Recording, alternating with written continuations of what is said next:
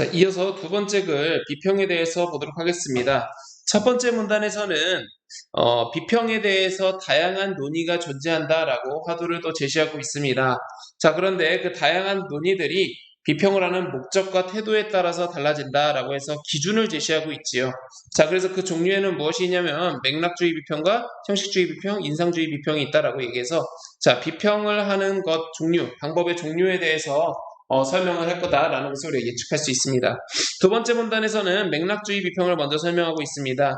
이름에서 알 수 있다시피 맥락을 중요하게 여겨서 비평을 해야 된다라는 입장인데 자, 뒤에 문장을 읽어보니까 역시나 사회적 역사적 배경에 관심을 갖는다라고 서술을 하고 있습니다. 자, 그러면은 우리가 사회적 역사적 배경이 무엇인지를 먼저 이해를 해봐야 되는데 자, 그 비평가 텐이 가지고 있는 입장이 그 배경을 잘 이해할 수 있게 도와주고 있습니다. 내용을 보면요. 예술가가 살던 시대의 환경, 정치, 경제, 문화적 상황, 작품이 사회에 미치는 효과. 자, 이런 것들은 전부 뭡니까? 예술을 예술 그대로 보는 것이 아니라 예술이 창작된 배경, 또 그것이 미치는 영향, 이런 것들, 외부적인 것과 연결시켜서 본다라고 하는 겁니다. 자, 이런 것들이 근거가 돼서 작품을 평가하게 된다는데 왜 이렇게 보느냐? 예술을 예술로만 보면 되는 거 아니냐? 이렇게 생각할 수 있습니다. 자, 그래서 그 뒤에 이유가 나와 있습니다. 자, 이 이유가 원인과 결과로 맺어져 있지요. 자, 그렇기 때문에 그 근거를 우리가 잘 살펴보아야 되겠습니다. 자, 그 이유를 한번 읽어보니까 무엇이냐? 자, 예술 작품은 그냥 예술 작품이 아니라 뭡니까? 문화의 상징과 믿음의 구체화이며 또 예술가가 속한 사회의 특성을 반영한다라고 본다고 했습니다. 자, 그리고 또 연결이 돼 있죠. 또한 맥락주의 비평에서는 가급적 창작된 시대 상황 외에 심리적 상태와 이념을 포함하여 많은 자료를 바탕으로 해석한다라고 합니다. 즉, 예술 작품이 홀로 존재하는 것이 아니라 그것이 속한 문화의 상징과 믿음을 대변하며 사회의 특성을 반영하기도 하고 또 그 밖에 작가의 심리, 이념 등을 포함한 많은 자료들과 함께 영향을 주고받고 있다. 그 영향 안에서 탄생이 됐다라는 입장으로 그것을 고려해서 작품을 감상해야 된다는 겁니다. 굉장히 어렵고 그 하나 작품을 이해하기 위해서 다양한 시도들이 투입이 되는 그런 비평 방법이 되겠습니다. 자, 그런데 이러한 특징을 갖는 맥락주의 비평 자, 그런데 이거는요, 문제가 있습니다. 그 뒤에 나와 있죠. 그러나 하고 나옵니다. 문제점이 무엇이냐? 외적인 요소에 치중한다는 게 문제인 거예요. 그래서 핵심적인 본질을 훼손할 우려가 있다라는 문제가 있는 거죠. 그렇죠. 예술 작품은 예술 작품 안에서 충분히 우리가 평가해야 될 부분이 있는데 외부 작품을 가지고 우리가 이해를 하게 되면은 그 작품 본질은 훼손될 우려가 있다라는 것이죠. 자, 이것을 극복하기 위해서 즉 다시 다른 말로 작품을 더 세세하게 보기 위해서 무슨 방법이 나오냐? 두 가지 이론이 나오죠. 형식주의 비평과 인상주의 비평이 나옵니다. 먼저 이 3문단에서는 형식주의 비평에 대해서 짧게 서술을 하고 있고요. 그 다음 문단을 보면 인상주의 비평을 서술하고 있습니다. 자, 각각의 개념을 우리가 이해를 해보면은 형식주의 비평은 형식적인 요소를 강조한다고 합니다.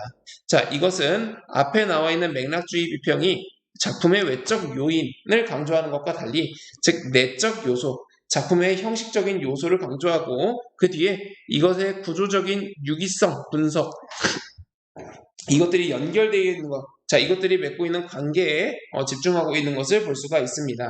자, 잘 이해가 안 되지만 프리드가 하고 있는 예시를 보면 우리가 이해할 수 있습니다. 자, 작품 속에 표현된 사물, 인간, 풍경과 같은 내용보다는 자, 작품의 내용이 아닙니다.